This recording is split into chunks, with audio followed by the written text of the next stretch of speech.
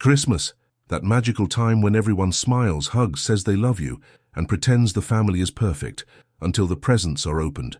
Because it's there, in that moment, that the truth appears, that the bright lights can't hide certain shadows, and that the word equality decides to take a vacation. And if you've ever felt that your family has a favorite, congratulations. You've already won the prize for participating in this great show called Christmas Dinner with Competitive Relatives. But in my case, it wasn't just a feeling. It was an emotional punch wrapped in gift paper. My sister, the star of the family, the pride of her parents, the human version of a perfect child ad, got a car, a key gleaming in the middle of the room, applause, tears, a camera rolling, an emotional speech. Me? Well, I got socks. Not good socks, not thermal, fun, or technological socks. Just socks, the kind that even Santa wouldn't accept in exchange for cookies. And in that instant, I understood. Everything. It wasn't about the object, it never is. It was about value, about how sometimes we're part of a family, but we don't feel treated like one. And do you know what my reaction was? Anger? Sadness? No. It ignited something more creative in me, a bold, crazy idea, and extremely satisfying, because if they wanted to make a play, I would be the screenwriter. So when family dinner arrived the next day, I didn't bring dessert or wine. I brought a briefcase, and inside it, the family will. After all, if they like inequality so much, I just wanted to make sure it stayed that way in the future. Can you imagine everyone's faces when I put the document on the table? Well, get ready, because this story is only just beginning. In our family, Christmas always had that perfect commercial feel, a lovingly set table, lit candles, soft music in the background, and everyone smiling as if life were a primetime margarine commercial. My mother wearing her best apron, loudly talking about the importance of family unity, my father fixing his hair as if he were receiving a film crew, my sister arriving with that radiant smile that would make even Santa Claus ask if she was his successor. Everything impeccable, everything sparkling, everything artificially harmonious. But behind the laughter, there was a reality that nobody liked to mention. You know that family that posts perfect photos on Instagram with captions like, "Blessed"? Well, as soon as you turned off your phone, the armor would fall. There were constant comparisons, always gentle, always innocent, always with that hint of polite venom. My sister was always the benchmark for everything, exemplary behavior, right choices, model daughter. And me, well, I was the creative one, the funny one, the maybe one day he'll find his way. It wasn't said directly, but it was felt. The kind of favoritism that doesn't appear in Christmas videos, but that weighs on the heart of anyone who understands. Behind the scenes, they never changed. Subtle remarks like, "Did you see how dedicated your sister is?" Or, "Maybe you should observe her example." Comments wrapped in good intentions, but sharp enough to cut the ego of any mortal. And although no one admitted it, there was an emotional hierarchy. She was the diamond of the house. I was the unidentified mineral waiting for future appreciation. So when everyone sat down at the table to toast to love and equality, I took a deep breath and smiled along. Because a perfect family on the surface is easy. The challenge is sticking to the script when you know that, behind the scenes, there's a clearly chosen protagonist and a supporting cast trying to get noticed. And that Christmas, I was tired of being a supporting actor. The big moment of the night arrived, the gift-giving hour. That solemn moment when everyone tries to appear humble, but inside is hoping to receive something that will make others think, "Wow." My mother stood up with a smile so rehearsed. It looked like she had practiced in front of the mirror. And as always, she started with the star of the family, my sister. Because, of course, protagonists don't wait their turn in line. They open the show. My father came in carrying a bright red box, with a bow so exaggerated it looked like it came straight out of a Christmas movie window display. Everyone held their breath. My grandmother even adjusted her glasses to see better. The cell phone camera was already pointed, as if we were about to reveal the winner of an important prize. And then my sister opened the box. A keychain, an elegant metallic keychain with a small silver emblem. For a second I thought, okay, nice keychain, nothing special. Until my father shook another, larger box and said, "You forgot to open this one." She opened it. There, wrapped in soft fabric and emotional glow, was the key to a brand new car. The room erupted. Shouts, applause, emotional hugs, tears streaming down. A true spectacle. My mother almost fainted with pride. My uncle pounded his chest, saying, "I knew this girl would go far." And me? Well, I stayed there, watching the show, a VIP spectator, but without an invitation to participate in the collective joy. All that was missing were fireworks and dancing elves. After that emotional tsunami, it was my turn. My mother handed me a small, light, almost symbolic package. I opened it with a polite smile, trying to keep the Christmas spirit alive. And there they were. Socks. 2 pairs. Plain cotton socks. No sweet note, no explanation. Nothing that said, "We're thinking of you fondly," just socks. The room was silent for 2 seconds. Those 2 seconds that last an eternity. I smiled. But inside? It was as if someone had lit a candle inside a barrel of emotional gasoline. When I held those socks in my hands, I felt a chill run through me. It wasn't just shame, it was a deeper kind of pain, one that doesn't stem from the object itself, but from what it represents. The silence in the room was brief, almost imperceptible, but enough to remind me of an old truth.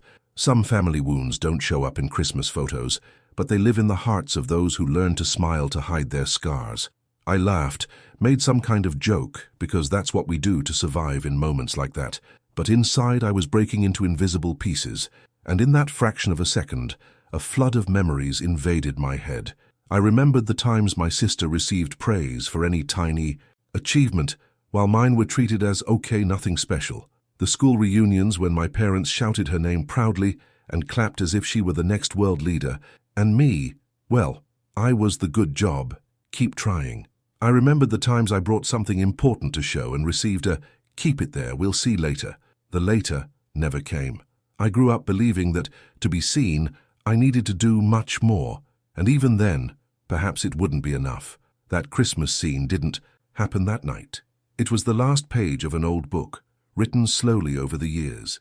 And while the family resumed their conversations, still thrilled by her gift, I looked at the stockings and understood clearly.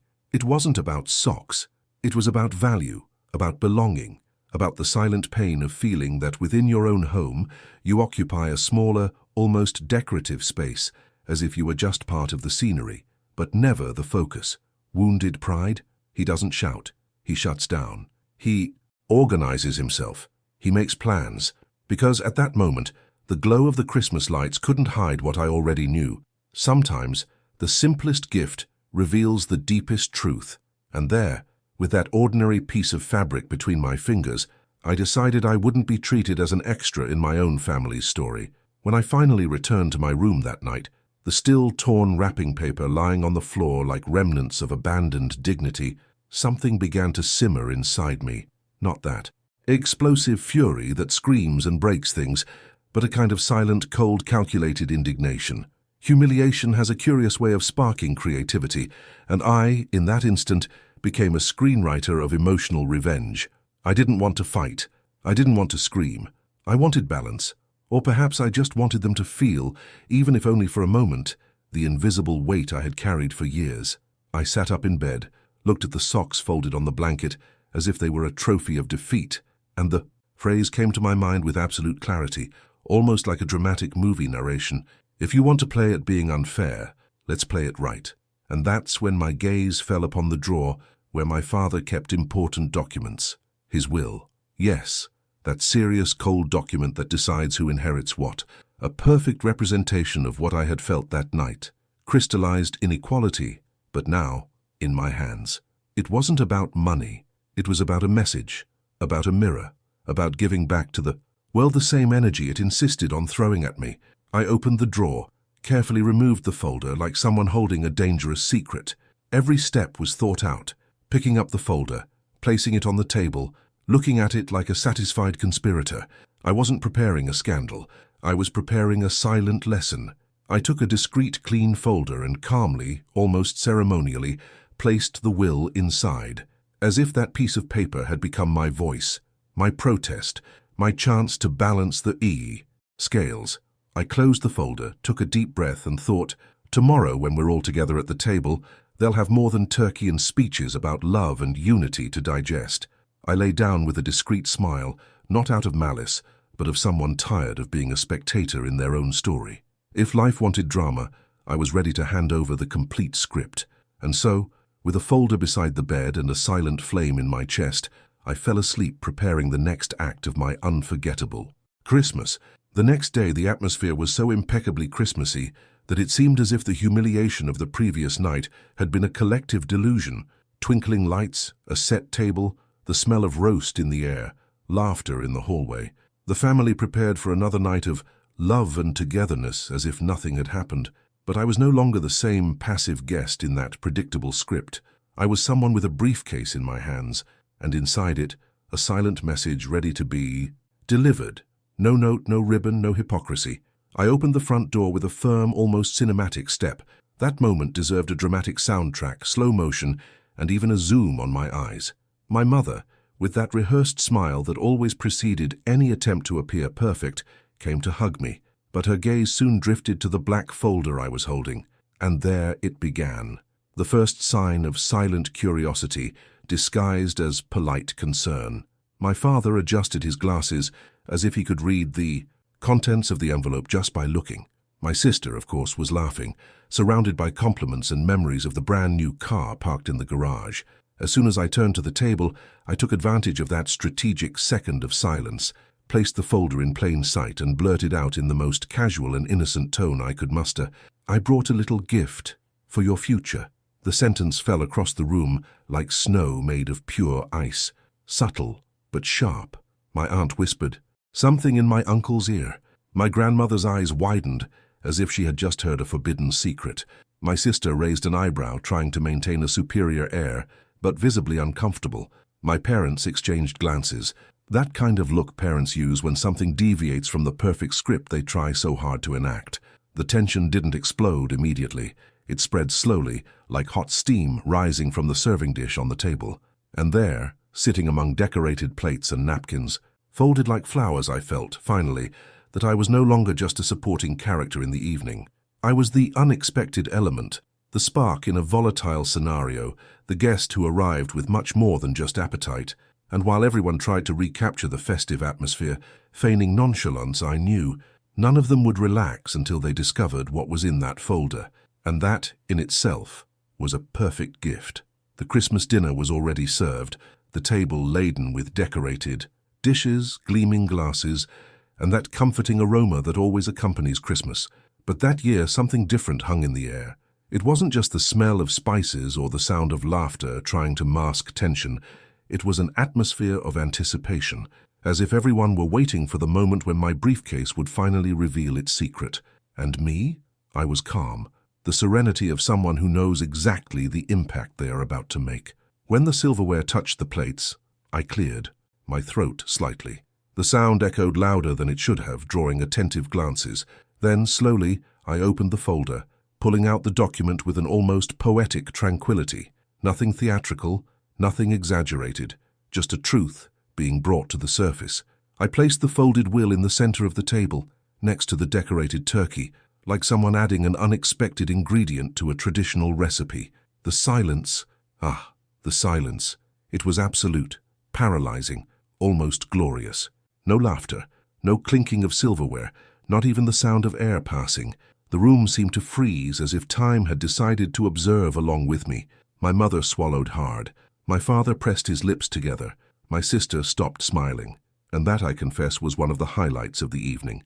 With the document clearly visible, I leaned back in my chair and spoke with the gentleness of someone making a calm toast, but with words as sharp as a blade.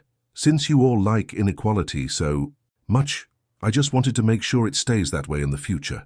There, the bomb had been dropped, subtle, polite, devastating. The reaction came in micro-expressions, wide eyes, held breaths, hands frozen in mid-air. It was as if each person there was doing internal calculations, trying to understand if it was a bad joke, a silent threat, or a serious revelation about what I really thought. And perhaps it was a bit of all three. My father opened his mouth, closed it, opened it again, like someone searching for words in an emotional dictionary. My mother blinked rapidly, trying to maintain her composure. My grandmother put her hand to her chest, as if she had witnessed a scene worthy of a soap opera. And my sister, well, for the first time that night she didn't have a ready answer. There, in the middle of the decorated table, the will became more than just a document. It became a mirror. It became a voice. It became symbolic justice. And me? I just observed. Deep down I knew.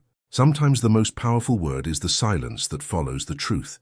As soon as the words left my mouth, and the will rested there, in the center of the table like an unexpected visitor, the room plunged into a silence so dense it seemed possible to touch it. But silence never lasts long in a family whose pride has been wounded. First came the shock etched in their eyes, then muffled whispers, quickened breaths, small "my God" escaping discreetly. Next, indignation, that hot energy trying to find a polite way to explode. My sister, always quick to defend her golden pedestal, was the first to react. She straightened her posture, took a breath as if she were about to give a public interview, and blurted out, in that voice trained to sound both offended and innocent at the same time, "Look, just to be clear, this wasn't my idea." The phrase came across as fragile, almost as if she were asking the world to absolve her immediately, and of course, hoping that everyone would protect her once again, the old dynamic trying to be reborn. But this time, no one rushed to embrace her. My father, who always had a ready answer for everything, from fixing a faucet to lecturing about responsibility, fell silent. He stared at the document as if it were an alien object landed on an embroidered tablecloth. The conflict was visible on his face: wounded pride, belated guilt, disbelief. His hands trembled slightly, and he tried to maintain his dignity, but his silence spoke louder than any words. My mother, for her part, seemed to have lost her train of thought. Usually she rushed to fix situations, put out fires, and smooth things over. But there, with her hands clasped in her lap, her eyes welling up with tears and her lips trembling, it seemed she had finally understood something I had been trying to communicate for years without direct words. It was as if she suddenly saw that every disguised comparison, every compliment, always directed in the same direction, had planted seeds that were now blossoming into resentment. And then the low murmuring began, the nervous breathing, the failed attempts to return to the festive atmosphere. But there was no going back. A truth that explodes at the table cannot be taken back. The whole family seemed to float between shame and an attempt at normalcy, as if desperately searching for a magic phrase that would reorganize everything and restore balance. But there was never any balance. I simply exposed what had always been there. And for the first time, they felt the weight I had carried for years. Without raising my voice, without breaking anything, just by placing a piece of paper on the table. Sometimes justice doesn't shout. It simply sits at the table and observes. The silence that followed that small emotional outburst was almost spiritual. Not the uncomfortable silence of someone who just wants to escape the situation, but the heavy silence of someone finally forced to see what they had avoided for years. It was as if time had slowed down, forcing everyone there to confront an uncomfortable truth. Favoritism doesn't need to be declared to hurt. It reveals itself in the details, in the choices, in the small gestures of everyday life. And that night, the stage was too brightly lit for anyone to pretend not to see. My father took a deep breath, as if preparing a difficult sentence. There was no long speech, no elegant justification, just a tired look, which said more than any rehearsed line. He knew she knew that at some point, without realizing it or perhaps realizing it too much, she had chosen to treat one son's brilliance as a beacon and the other's as an emergency lamp, useful but never celebrated. My mother ran a hand over her face, trying to regain her composure, but her voice came out low and trembling. "We never meant to hurt you." It wasn't a complete excuse, but it was the closest thing to vulnerability I'd ever seen there. My sister, in turn, tried to speak, but the words stuck in her throat. She had always been the center of attention, always received easy applause, and realizing that that pedestal had a price for someone else, for me, seemed more unsettling than any direct criticism. For the first time, she seemed to understand that being privileged also demands a kind of moral responsibility. That's when I said, simply and directly, without resentment, without theatrics, "Gifts come and go. Treatment leaves a mark." The phrase resonated like an ancient truth, one of those that doesn't need explaining, because it wasn't about the car, it wasn't about the socks, it was about years of looking and feeling that the love there had different weights. It was about waking up too late to realize that the laughter you spread can come with a shadow that someone learns to carry alone. No one explicitly asked for forgiveness, no one beat their chest, no one made a beautiful speech. But in that instant, In everyone's eyes, there was a silent recognition, a kind of broken, confused but real admission. Perhaps it wasn't a complete reparation, perhaps it was just the beginning of something more honest. Or perhaps, and this is left for the viewer to decide, it was just a temporary awareness, one of those that shine brightly in pain and then fade with time. But for the first time I felt something different there. Not equality, that's not achieved in one night, but presence, a kind of genuine listening, a timid beginning of change. Dinner was over, but the atmosphere was never the same. The meal was still there, untouched in some dishes, but the hunger had vanished, replaced by something deeper, more genuine, reflection. No one wanted to openly admit the impact of that moment. No one raised a toast to new beginnings or resumed banal conversations to ease the tension. It was as if everyone knew that something important had been touched upon at that table, something that for years had been swept under the Christmas rug of family harmony. As I stood up to leave, I felt a weight lifted from my shoulders. It wasn't revenge, it wasn't victory, it was relief. For the first time, my voice existed there without needing to shout, without begging to be heard. And deep down, I realized that this gesture, however bold it seemed, hadn't been just for them. It had been for me, to free myself from the constant feeling of being an extra in my own story, to remind myself that value isn't negotiated in Christmas packages, it's built in how we are treated every day. Before leaving, I looked one last time at the table, not at the will but at the expressions. Each face carried the same silent thought, that mixture of unease and learning. Between gifts and traditions, there is something much more powerful, recognition. And that's when the phrase arrived, clear, sincere, without irony or anger. The worst part isn't getting socks, it's feeling like they're worth less. This is the real wound that so many people carry. Gifts pass, objects are lost, torn, and age. But the way we are seen or ignored leaves marks that last a lifetime. In many families, favoritism doesn't shout. It whispers, disguised as healthy comparison, innocent jokes, or deserved praise for the other. But these whispers build invisible walls that separate hearts that should walk side by side. And perhaps something similar has already happened in your family. Perhaps you know, as well as I do, what it's like to try to smile while inside you're wondering, am I important here? 2. If this story touched you, if you've ever felt your light dimmed so that someone else's could shine brighter, I want to hear from you. And you? Have you ever experienced something similar? Comment below and subscribe. I still have many family stories to tell, because ultimately, storytelling isn't about exposing anyone.